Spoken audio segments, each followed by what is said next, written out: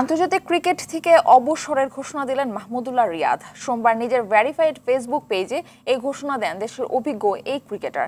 2007 সালে কলম্বোর শ্রীলঙ্কার বিপক্ষে ওয়ানডে দিয়ে আন্তর্জাতিক ক্রিকেটে অভিষেক হয় মাহমুদুল্লাহর। এরপর দেশের জার্সি জড়িয়ে 430টি ম্যাচ খেলেছেন তিনি। বিস্তারিত রাফি আমিনার রিপোর্টে। গত সোমবার বিসিবির কেন্দ্রীয় চুক্তিতে থাকা 22 ক্রিকেটারের তালিকা থেকে নিজের নাম সরিয়ে নেন মাহমুদুল্লাহ রিয়াদ। তাতে ধারণা করাই হচ্ছিল খুব শীঘ্রই দেশের জার্সি তুলে রাখবেন মিস্টার সাইলেন্ট কিলার।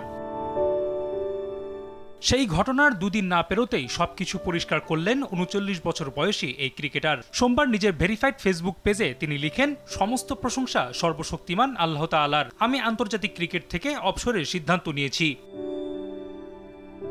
2007 সালে কলম্বোয় শ্রীলঙ্কার বিপক্ষে ওয়ানডে দিয়ে আন্তর্জাতিক ক্রিকেটে অভিষেক হয়েছিল রিয়াদের। এরপর 18 বছরের ক্যারিয়ারে খেলেছেন 239টি ওয়ানডে, করেছেন 5689 রান, রয়েছে 32টি হাফ সেঞ্চুরি ও 4টি সেঞ্চুরি, যার সবকটি আইসিসির ইভেন্টে। বল হাতেও নিয়েছেন 82টি উইকেট। সব মিলিয়ে 430টি ম্যাচ খেলে 11,047 রান করেছেন রিয়াদ। উইকেট নিয়েছেন 166টি।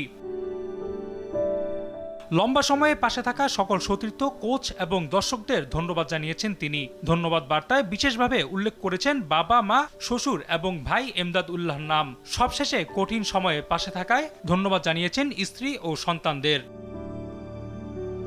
টেস্ট ও টি-20কে আগেই বিদায় বলেছিলেন রিয়াদ। ফলে একদিনের ক্রিকেটকে না বলায় দেশের জার্সি গায়ে আর দেখা মিলবে না সাইলেন্ট কিলারের।